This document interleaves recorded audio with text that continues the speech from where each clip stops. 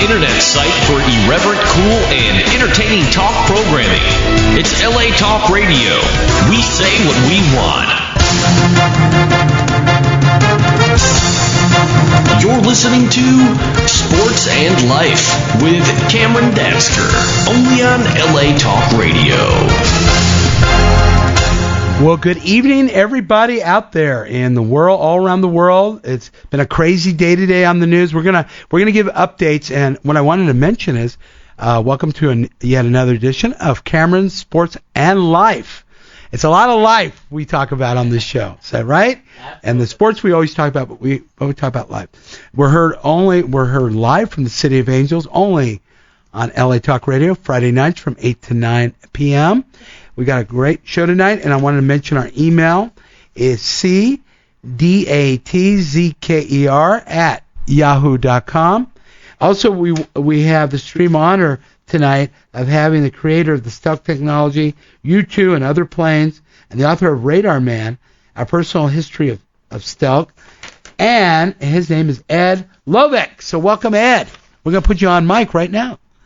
Ed, welcome. Well, thank you for inviting me onto your program. My pleasure. The pleasure should be mine. I have you on the show, pleasure should be mine. And feel free, you can innovate, whatever. And Ed's been very nice to come in live in studio. And let me tell you about this guy. Ed Lovick Jr. is a physicist. He's a native from Missouri, from California, Missouri, and grew up in a small town of 5,000 people. That's it? God, the 5,000 people could have been your neighbors, could have been your family. Anyway, that's where he grew up there, and then he moved to a place called Falls City, Nebraska. Wow, was that smaller? No, that was about the same size. Same size. So you went on the same thing. You went on the same status of the cities. Then he grew up. Then he attended the University of Nebraska. So he's a Cornhusker. Is that what they say? That's true. How did you know that? Well, University of Nebraska, Cornhuskers.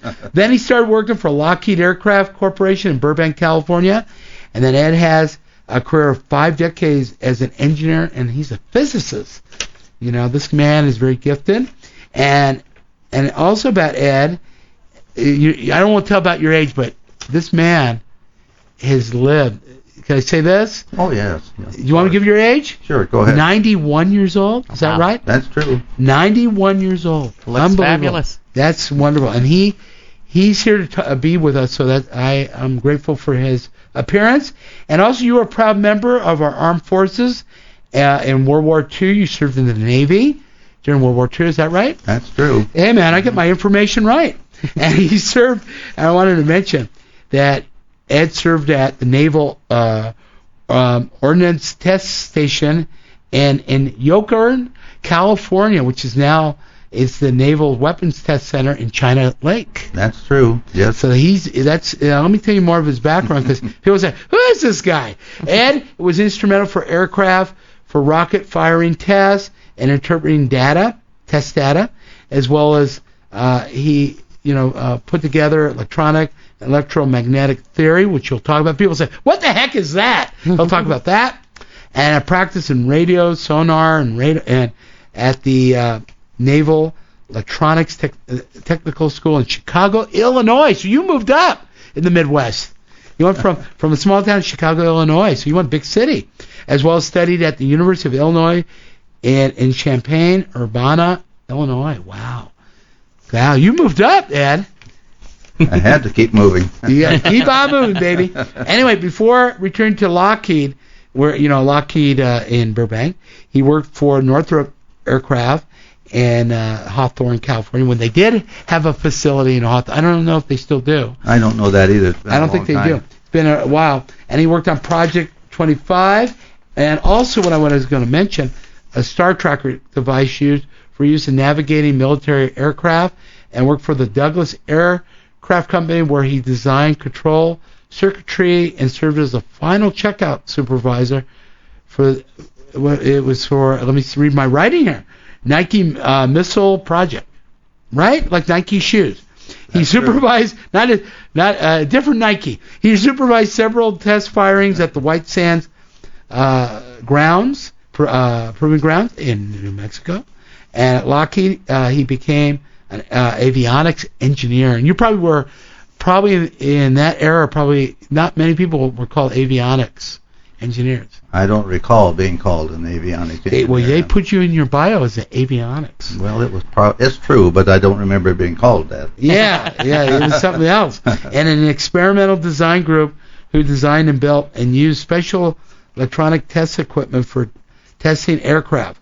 While he was in that group, he became the first Lockheed aircraft antenna designer. Can you imagine you reading this and people go, "Wow, this is history." And we have more information on you, like a movie. We got more to share. Food like tri-tip. You like tri-tip, Ed? I don't even remember if I ever had any. Tri-tip? Oh yeah, tri-tip is wonderful. And they make good tri-tip. Anyway, let's go back to Ed and Lovick. And Ed, you have a lot of experience. So what we're going to do, because it would be like name that star, as they say in Hollywood, name that star. I'm going to ask you about your career. Now, growing up in the Midwest, did you ever see yourself getting into this type of industry? No, I never did. I just basically I learned as much as I could about science, including physics, and the electronic stage at that time. I did a lot of, I'll say, experimentation in my own home. And basically I just enjoyed myself doing technical things as best I could. I think it paid off quite well in lifetime satisfaction and a very nice wife. Oh, she's up there. You always got to say they're always nice. Well, you have no idea how nice, really. No, she also is an engineer, and where at? Where is she? We met at Lockheed in the Skunk Works. Oh, wow, that's interesting. Is she still at Lockheed? No, she's retired. She's retired too. As I am, yes. Oh, God, so you guys enjoy the good life of travel? Oh, yes, we do. That's wonderful. Can you imagine two engineers together? Oh my God, there must be an interesting life, two engineers together. Yeah, you're absolutely right. Yeah, I can only imagine. Now, what I was going to mention real quick about Ed talked about. Now, you're from the Midwest, being from a small town, and then moving on to another small town, then going to Nebraska. Tell us about your experience at University of Nebraska, being a Cornhusker. And why did you pick that school? Well, first of all, because it was nearby in Nebraska. Okay, that's good enough. Big difference, the logistics were much better, and also it was and still is a good school. I don't know where it ranks, but I'd say it must be up amongst the top. And my brother Robert and I both went to this university at the same time, so it was quite a nice setup. Was your brother also an engineer? Yes, he became an electrical engineer, as did I. See, success story right here. Is he still alive, your brother? No, he died just last year. Sorry to hear. Sorry to hear about that. Yeah. But it's interesting. Family of engineers. Now, you graduated. You went to Nebraska. We talked about. Then you went to all these other schools. Now, growing up, and in the World War II era of that time, when you thought about airplanes, what did you see? What airplanes do you remember as growing up as a kid? Well, as a very young boy, I was very much interested in all aircraft because I had access to literature. I could read a lot of stuff about them, and I did. The earliest aircraft I ever saw and touched was a Curtiss JN-4D World War I trainer. Wow. Wow, that's like, you hear about that, you go, wow. I only see those at the when they show the air shows. They'll have a few of them there. Now, being that you saw that, now did that perk your interest to get into? Oh yes, it did. It was a very thrilling thing for me because I actually got to touch it. You got to touch it. What did you think of it? This thing called airplane. Well, I don't know. I just thought it was wonderful. It caught my attention, it kept my attention, and perhaps stirred my imagination a bit. Mm-hmm. In those days, pilots called barnstormers, and I have no idea why they're called barnstormers. But they flew around the country with old surplus airplanes and would land in pastures or any kind of convenient landing field they could find and sell brief rides to as many people as they could for maybe a couple of dollars or $5 a ride, something like that. I didn't have the money at the time to get a ride, so I had to wait until later. The next aircraft, that one I really did ride in, my brother and I were passengers in a Ford Trimotor. Wow. That was a very old aircraft, and well, of course, when I first saw it, it was a new one, fairly new. I'm trying to remember now. Let's see, I believe it was in 2004. Wow. My wife and I went to Oshkosh, Wisconsin, to the very large aircraft meet, and she and I rode in a Ford Trimotor. Wow. Must have been an experience. I got a call for you. I got a call. Yeah, welcome. You're on Cameron Sports and Life. Welcome. You're on with I call him a legend, Ed Lovick Jr., who wrote a book called Radar Man. Who's this? This is his daughter, Carol. Oh, Carol. Wow. Yeah, he didn't mention you yet. He didn't mention. How many children do you have? Well, Do I have or does my dad have? Your dad. I was going to have your dad say. And then how many children do you have? Ed? Well, I still have, since they're all alive, 5. Thank God. 5. 5 kids. Wow. Carol was the eldest, and she has considerable talent in engineering as well as in other things such as music. She's an excellent musician. And you take it from there, Carol. Well, I apologize. I heard the first part of the conversation, but would you be interested in hearing some of the things my dad did to us as kids? Oh yeah, yeah. Well, how was it growing up? Why don't you turn off the machinery here and let's talk? Yeah, I'm telling you, people are going to say, "What? This guy wrote this book." Now, tell us about Ed Lovick. How is he like as a father? Well, you may not realize this, but we didn't actually know what he did for a living because he worked for the Skunk Works, and it was all top secret. So he would go off to work in the morning with his bow tie and his pocket protector and do whatever he did at Lockheed, and he would come home at night. And I look back on it now, and I don't know how he had the energy or time to do all the things he did with us kids.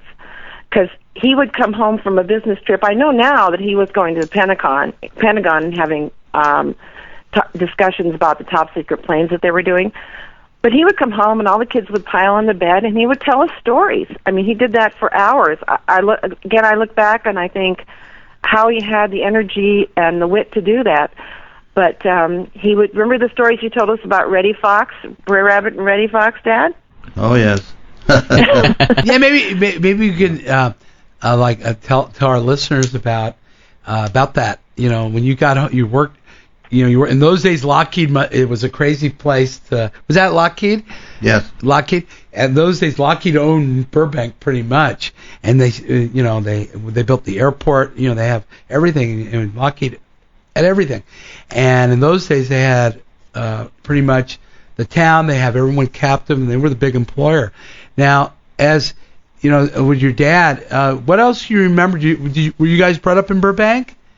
No, as a matter of fact, we had, and I think this might have been intentional, we lived way out in part of the San Fernando Valley where we weren't that close to Burbank. I think my dad had a very long 20-minute commute to get to Burbank. Oh, dear, really? Well, it was a long commute in those days. But anyway, we had walnut groves on one side of us and orange groves, and it was actually a very idyllic growing up, but we were, I think we might have been intentionally isolated because of my dad's top secret work. Again, at the time I didn't realize it because I was just a child, but I was going to tell you some other things about my father. Yeah, tell us about your dad. What else should we know about him? Should I talk out of school, Dad? Is this all right? So far, but be careful. Okay. Uh-huh. Well, he had, in our garage, he had a blackboard, huge blackboard on the back of the garage door. And so he would go out there at night, and I realize now he probably was working out a lot of formulas and things for work. But if we needed help, with homework, we had to be really careful because if it was math, we'd be out there for hours because he would explain everything to us. And we still talk about that now. It's like it was good. It was wonderful to get the help, but it got to a point where you're going, Dad, it's 10 o'clock at night. I want to go to sleep. But we had great conversations at dinner. We would talk about astronomy. We talked about physics. We talked about chemistry. My father is very, very interested in music, and the house where he lives right now, we moved to when I was 16. And the first thing my dad did was install a very intricate stereo system. Now, I mean, by today's standard, it was, it's obsolete. But at the time, it was top of the line. Did you build parts of it, Dad? I think you went to Radio Shack, didn't you? Yes, I did. Okay. Well, anyway, he had built-in speaker system, and he had all of his controls and the cabinets in the kitchen. And it was really, for the time, very elaborate. But, of course, because of what he did for a living with radios and magnetic energy and all these different things. I mean, he had woofers and tweeters and everything you could imagine. But wow, the story that I want to tell you that relates to that is that my mother was a biology teacher, and we had an apricot tree in the backyard that made way too many apricots. So one summer, she decided to make apricot brandy. And she put her jug where she was fermenting this brandy in the cabinet where all my dad's radio equipment was. And one morning, I heard an explosion, and it was the bottle, huge jug of apricot brandy that blew up all over the inside of that cabinet. Oh God! Oh, I can only imagine that.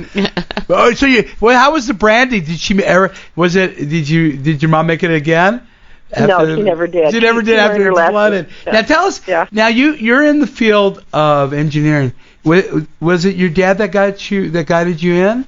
Was it? Actually, I'm not in engineering. I'm in genetics. You're in genetics. Interesting. Yes, but because my father's also very interested in medicine, and when he worked at Lockheed, they used to call him Doctor. Did they call you Dr. Lovick or Dr. Ted, Dad?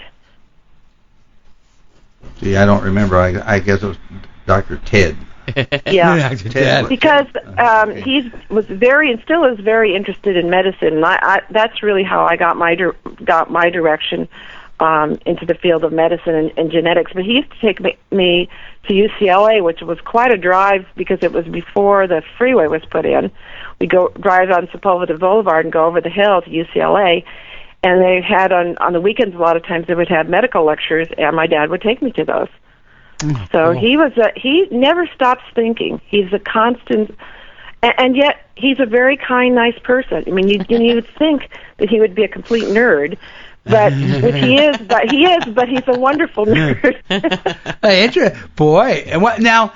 You told us about experience of Dad, as a young lady. What about you? Remember when they used to in school? They used to have you bring your parents. What they did. Did you ever bring him to school? They ever ask him? I loved to bring my father to school. Are you talking to me? Yeah, I'm talking to you. Oh, I'm sorry. Dad, what's your name? What's your name? What's your name? What's your name? Carol. What's your name? Carol. Hi, Carol. Yeah. Anyway, Carol. Yeah. Now, like when they used to say, bring your parent to school. What would you describe your dad's work? How would you? Well, my father. Well, first of all, I didn't know what my father's work was because we didn't know because it was all top secret. Remember, I mean, when you get into this, and his book really covers a lot of, well, I don't know how much he can actually legally tell you about stuff, but because I think about 90% of it's still classified. But he has such a great sense of humor. I would love it when he came to school because all the kids would just be in an uproar because he tells the best stories, and he was just really charming and funny and amusing. And I love to have him come to school. He was really great. So I'm sorry, I don't want to take over the interview, but I just wanted people to know that his book has some really heartwarming stories in it. And the other thing about my dad is a great teacher. And I think part of the reason he wrote his book is he wants to instill that love of science in other people. If he's so good at that, and I know he really loves teaching, and he's a great teacher. And But he had a fascinating life, and there's lots of stuff in the book that I learned about his work that I never knew because we couldn't talk about it. I mean, well, my parents just didn't talk about it because they couldn't. So I had no idea what my father did until I was about, well, I don't know. I think it was when you retired, Dad. Was it maybe 15 years ago? Then the truth came out. So what did you think he did before he even told you?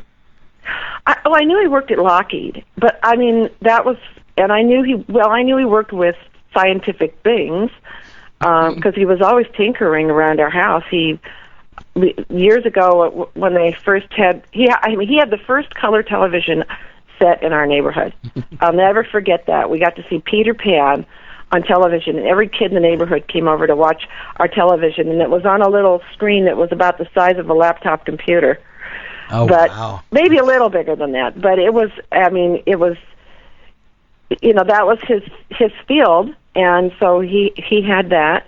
And but I really didn't know what he did. And again, we knew he loved airplanes. We used to build. I didn't really like this, but I got into it because it was what we were doing. I mean, because I had 3 brothers, but we would build model airplanes, with all that smelly glue on the dining room table.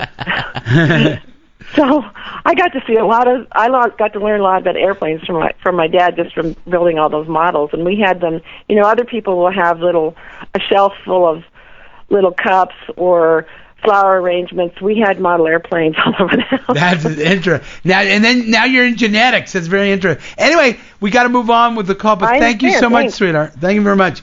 Bye, Dad. Bye, Sherry. Bye. Okay, that was very nice. We had his daughter on. Now you're on Cameron Sports and Live. Welcome. Oh, hello. Hi. Who's this? I'm Tom Mottershead. I've been reading Radar Man. I was going to say hello to Ted. Oh, well, welcome. Welcome. Hello, Tom. Hey, Robert. Hi, Ted. How you doing? I'm doing very well. It's quite an experience here. Yeah, it is. He's got we on the dating air, we're agencies talking and about everything. swindles now. Yeah, exactly. We got a little lost there. What I want to do real quick is if you could ask him a quick question because we've got a lot of calls stacked up. You got a lot of calls stacked up. Yeah, so just say your question and then we'll move on. Well, the question is, I want to just make a comment that I've certainly enjoyed the historical stories in the book about the history of aviation throughout from World War II onward, and it's still going on. Are you paying attention to current events like the Chinese doing stealth bombers and things like that? Yes, I am. Do you have any comments about that? Go ahead. Well, first of all, I don't really know very much about the Chinese stealth aircraft. I have some information, if you will, obtained on Google, particularly from the Wall Street Journal, which I think is a very good, reliable publication. The consensus of the people who have written the various articles that I read seems to be that the Chinese may have some kind of a stealthy aircraft. It doesn't seem to be very credible from what they put in the various publications. One of the photographs that I have seen and I'm looking at right now looks very much like one of Lockheed's stealth aircraft, which were developed after I had retired, the F-22. There is another stealth aircraft which is somewhat different. It's smaller and lighter. You mean the Chinese have a small one? No, I'm talking about right now what the Chinese may have used as part of their attempt to make a stealth aircraft. They also have had access to parts of an aircraft, an F-117 that crashed in Kosovo. I've forgotten what the date was, but it was early after the first Iraqi war. So they can study the coatings, huh? They studied everything, no doubt, all the avionics, all the materials. Interesting. Now, let me ask you a question now. Countries right now with Egypt having right now under fire. They have U.S. a little bit. Hey, Robert's in the house. Robert Burton. How you doing, guys? Robert's back. Robert, we privileged to be here. Yeah, we got Ed Lovick. Ed Lovick Jr., the author of Radar Man. Anyway, what I was going to say is, now with the Middle East, you got countries like Israel. Now it's going to be interesting to see how it plays out. But you got Israel, you got Egypt, and you've got Jordan. And Jordan and Egypt right now are having upheavals as we speak. And you have stealth equipment on the Israeli side. I don't think Egypt has it, but I know Israel does. How will that play out, Ed, in the long run, having that stealth equipment in Israel? Well, first of all, I think the Israelis are very smart in terms of warfare. Thank you very much for calling. Okay. Thanks so much. Okay, well, good talking to you. All right. Thanks. Okay, go ahead. That delays the phone call. Okay, I don't have a strong opinion as to what might happen because, first of all, I retired in 1990. Oh, good for you. I've had very little contact with anyone involved in the stealth technology. The technology that we at Lockheed developed, I think, culminated in the F-117 aircraft. It was called a stealth fighter, but it really was not. It couldn't even defend itself. That's interesting. That's true. It didn't have any armament to fight back. It was an air-to-ground attack aircraft. Right. And it was designed, as I remember, to annihilate a given Russian mobile gun was called Gun Dish. That was the United States designation for it. And that particular aircraft was, I think, the one aircraft that was most unlikely to be detected by anything, radar, infrared, sound, whatever else, that had been built and actually put in service during my time in the Skunk Works. Now, real quick, I want to talk, where could people get Radar Man, and do you have a website? Right. It's available on Amazon. Okay. And I believe it's available at Barnes & Noble. Okay. And there is also an electronic version of it available from Barnes & Noble. Yeah, I got that one. That's by the way, if you want good reading, it's a wonderful, wonderful book. Sounds fascinating. Wonderful, wonderful book. Anyway, guys, thank you very much, and we got to go. All right. Thank you, guys. Cameron. Cheers. Have a good evening. Thank you very much from Los Angeles. God bless America. You're listening to Sports and Life with Cameron Datzker, only on LA Talk Radio. Good.